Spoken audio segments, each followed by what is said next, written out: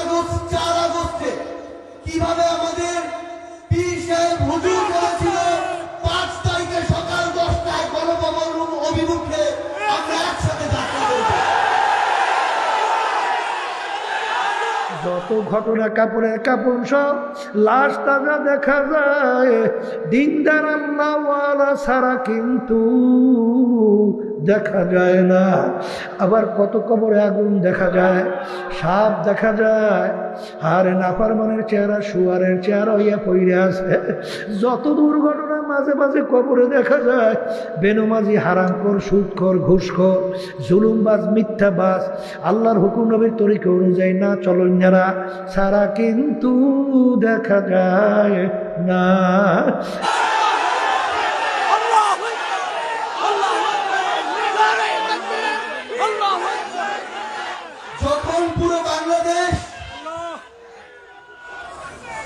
যখন পুরো বাংলাদেশের মানুষের মনে ওই খুনি হাসিনার বিপক্ষে 5 তারিখ সকাল 10টা, 11টা, 12টার দিকে ওই গণভবন অভিমুখে যাত্রার জন্য যে একটি অবিরাম পথ চলা শুরু হয়, তখনই খুনি হাসিনার মসনদ কেঁপে ওঠে। তখনই খুনি হাসিনা বছরের পর বছর ধরে এত অহংকার, সবকিছু চূর্ণ বিচূর্ণ হয়ে যায়। ওই খুনি হাসিনা বলেছিল হাসিনা দেশ ছেড়ে পালায় না। বাংলাদেশের ছাত্র জনতা প্রমাণ করে দিয়েছে, যদি আল্লাহ আমাদের সাথে থাকে, আমাদের সৃষ্টিকর্তা আমাদের সহায় হয়, তাহলে খুনি হাসিনার মতো কত বড় বড় ফেরাউন আছে, তাদের অস্তিত্ব এই পৃথিবীতে থাকেনি। আমরা আমাদের জায়গা থেকে আপনাদেরকে শুধু একটি অনুরোধ জানাতে চাই, এই নতুন স্বাধীনতা, এত রক্ত, এত জীবনের পর আল্লাহ যে আমাদের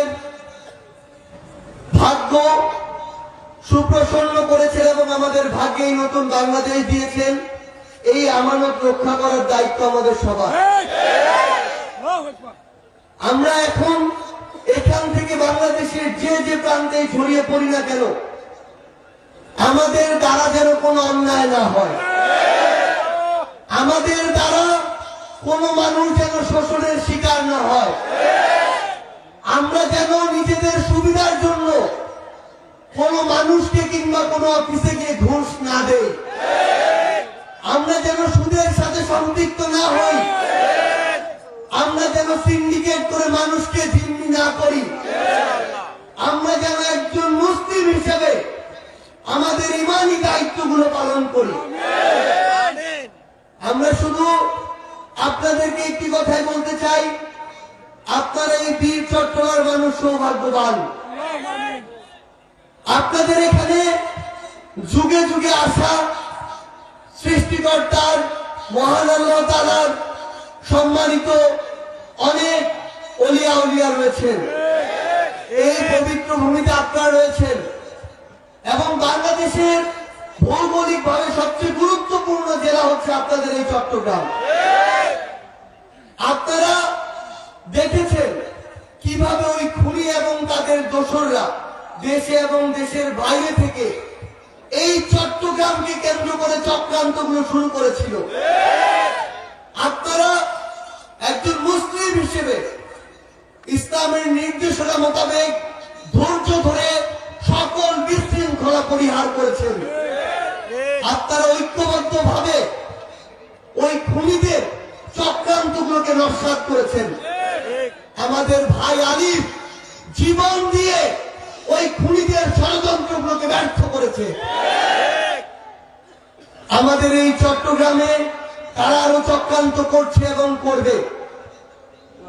আমাদের পাহাড়ি ভাইদের সাথে আমাদের বাঙালি ভাইরা আমরা যেন সবসময় ঐক্যবদ্ধ ভাবে থাকি।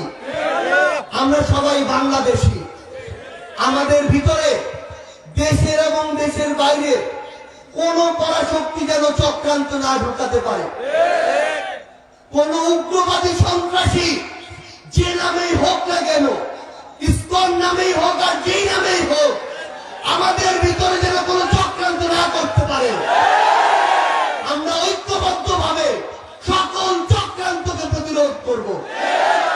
এই জন্য আমার বাজানদেরকে বলবো, পর্দালে মা বোনদেরকে বলবো, মুসলমান বলতেই কিন্তু মন চায় বাজান তাম দুনিয়ার ভিতরে যত জাতি বিচরণ করে, হিন্দু, খ্রিস্টান, ইহুদি, বৌদ্ধ, বাজান সবাই কিন্তু পরকাল বিশ্বাস করে, সৃষ্টিকর্তাও কিন্তু তারাও মানে, কিন্তু বিভিন্ন কায়দায় শিরক কইরা বিভিন্ন কায়দায় ঈমান নষ্ট করে।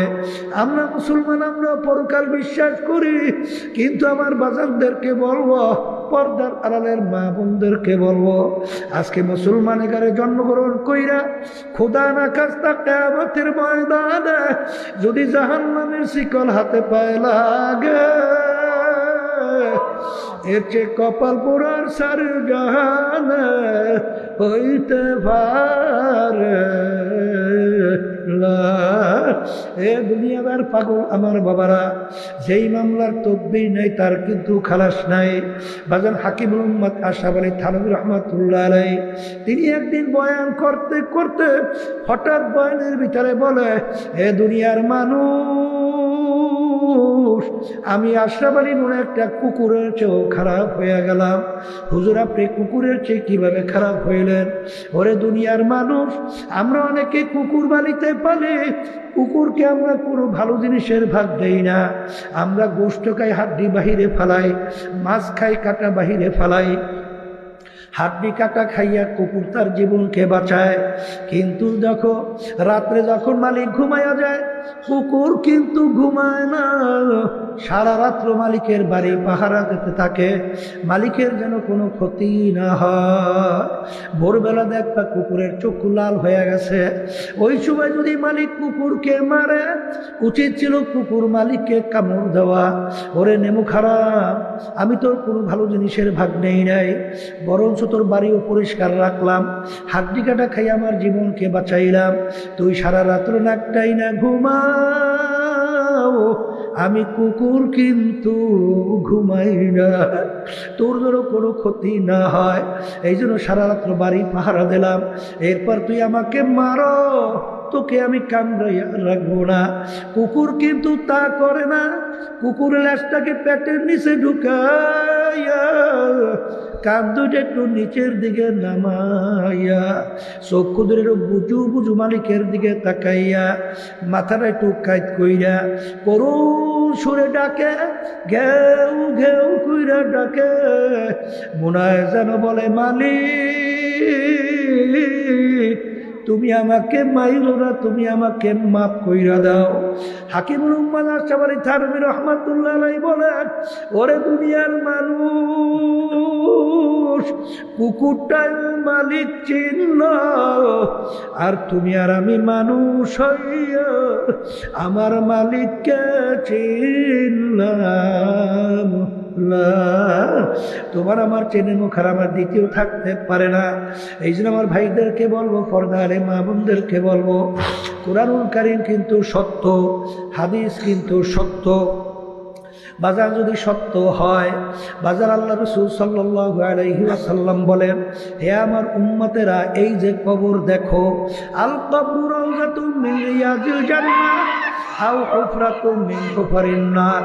হে আমার উম্মতেরা, এই যে কবর দেখো, এই কবর কিন্তু আসল কবর না, কোন কোন আল্লাহর বান্দা বান্দির কবর একটা বেহেশতের বাগান হইয়া যাবে। আল্লাহ আপনি আমার জন্য, আমাদের সবার জন্য কবুল করে নিয়ে। আল্লাহ রাসূল বলেন, ও আমার উম্মতেরা, কোন কোন নাফরমানের কবরের মধ্যে জাহান্নামের আগুন এসে ভইরা যাবে।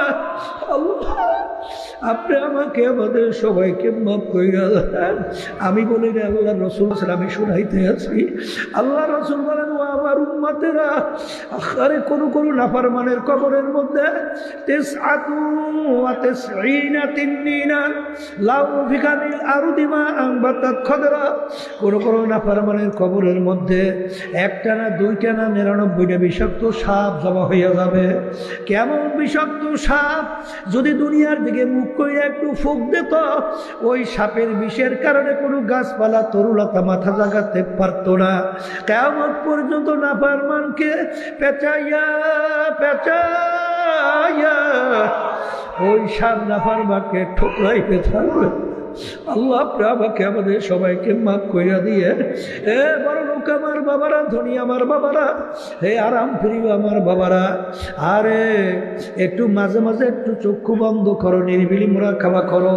বাজার আমরা যে সূর্যটা দেখতেছি, এই সূর্য দুনিয়ার থেকে 9,30,00,000 মাইল দূরে আছে। সূর্য যেদিকে তাপ বেশি উপরের দিকে, তাপ কম নিচের দিকে। বাজার আরে গরমের দিনে দুপুরের সময় আরে জমিনের ভিতরে পানিতে ভরা জমিন, গাছপালা ভরা জমিন, ঘর বাড়িতে ভরা জমিন, 9,30,00,000 মাইল দূর থেকে এই সূর্য যখন জমিনের ভিতরে তাপ দেয়, বাজান আমি তুমি সূর্যের তাপে সহ্য করতে না পাইরা কেউ দৌড়ায় বাড়ির ছায়ার জন্যে, কেউ দৌড়ে গাছতলায় ছায়ার জন্যে। ওই সময় টিনের চালে কাউকে যদি 1 ঘন্টা বাইরে রাখা হয়, মনে হয় আর তাকে জ্যান্ত তালাশ কইরা পাওয়া যাবে না।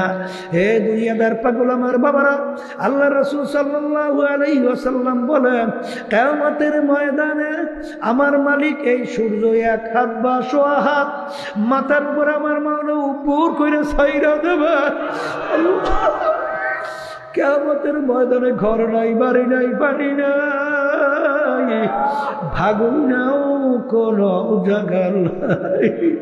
আল্লাহ, কিয়ামতের ময়দানটা তামার জমিন হবে, সূর্যের তাপে কিয়ামতের ময়দান পুইরা লাল চামড়ার মতো লাল হয়ে যাবে। আল্লাহ আল্লাহ, আরে সেদিন কিয়ামতের ময়দানে 7 প্রকার লোককে আমার মালিক ডাইকা ডাইকা কোনো যেদিন ছায়া থাকবে না, তার স্পেশাল আরশের নিচে ছায়া দান করবে। এর ভিতরে 1 প্রকার ওই যুবক, যেই যুবক তার জওয়ানিটা আল্লাহর রাস্তায় কাটাতে পারবে। আল্লাহ আপনি আমাদেরকে কবুল করে দিন। আল্লাহ, ওই নাই বিচারক ইনসাফকারী বাদশাহ, যে বাজার সিদ্ধান্ত দেওয়ার ব্যাপারে, বিচার করার ব্যাপারে ইনসাফ রক্ষা করবে। ওই ন্যায় পরায়ণ বাদশাকে মালিক তারা আরো সে ছায়া দান করবে। বাজার হুব্বু ফিল্লাহ বুগযু ফিল্লাহ, যারা দুনিয়ার ভিতরে মোহাব্বত রাখবেও আল্লাহকে রাজি খুশির জন্যে, এবং মোহাব্বত ছাড়বেও কার জন্যে? জোরে বলো, কার জন্যে? মোহাব্বত রাখবেও আল্লাহর জন্য, মোহাব্বত ভাঙবেও কার জন্যে? এই প্রকার লোককে আমার মালিক ডাইকে তার আরো সে ছায়া দান করবে।